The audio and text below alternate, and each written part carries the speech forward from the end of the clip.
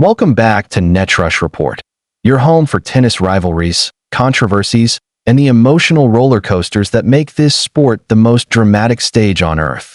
If you live for the fire, the heartbreaks, and the unforgettable battles both on and off the court, hit that subscribe button because this is where tennis comes alive. 2025 has been a test of limits for Alexander Zverev. 62 matches, 45 wins, 17 losses, one title, the BMW Open in Munich against Ben Shelton. On paper, not a disastrous season. But for a player once hyped as a multiple Grand Slam champion in waiting, for a player who stood toe-to-toe with the big three at their peak, and for a player who knows what it feels like to compete in the finals of the US Open, one title in Munich is not enough. The truth? Zverev has been fighting battles most fans don't see.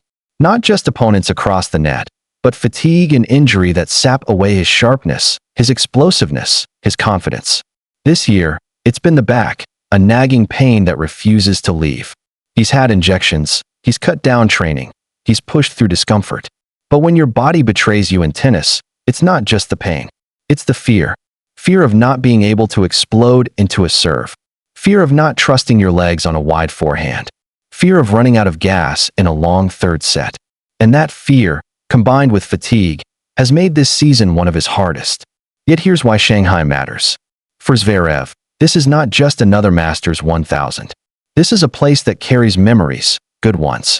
In 2018, he reached the semifinals, only stopped by Novak Djokovic at his peak. In 2019, he stunned Roger Federer in the quarterfinals, producing one of his most electric performances. He went all the way to the final, falling only to Daniil Medvedev. He's been to 2 semifinals, 1 final, and built a reputation in Shanghai as someone who rises in this arena. When asked what Shanghai means to him, Zverev didn't hesitate. It's a place where I can play well, a place that brings back many memories. He remembers Federer. He remembers the crowds. He remembers that final against Medvedev. And as he walks back onto these courts, despite the pain, despite the fatigue, he carries those memories as fuel. Let's be real. Zverev is exhausted. Honestly, if I think about this part of the season, the first word I would use is fatigue, he admitted. And who could blame him? 62 matches across the globe. Endless travel. Training sessions limited by back pain. Early exits in tournaments where he once thrived. Fatigue is not just physical. It's mental.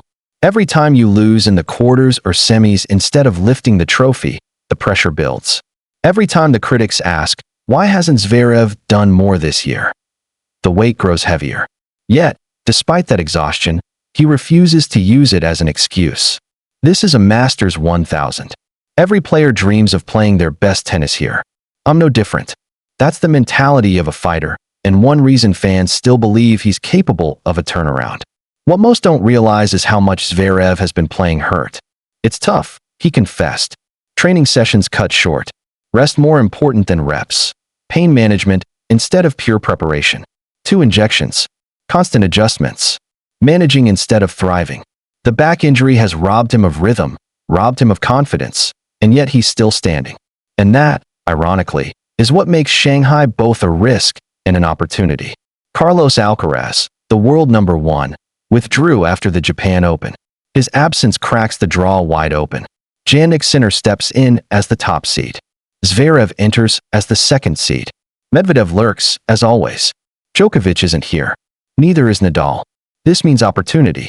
For Zverev, who hasn't lifted a Masters 1000 in years, this could be the perfect storm. The draw is still brutal, but without Alcaraz, there is space for someone to step up. And Shanghai has always been the place where underdogs, dark horses, and fighters rediscover themselves. The reality is, Zverev has been criticized all year. One title isn't enough. He's lost his killer instinct.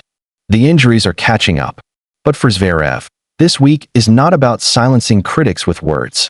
It's about doing what he's done before, letting his racket do the talking. Remember, this is the same player who won the Olympic gold in Tokyo. The same player who dismantled Novak Djokovic in 2021. The same player who has beaten Federer, Nadal, and Djokovic on the biggest stages. The fire is still there. The question is, can he summon it again? For context, Shanghai isn't just any tournament.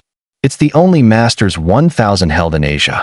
It's a place of prestige, with past champions like Federer, Djokovic, and Murray.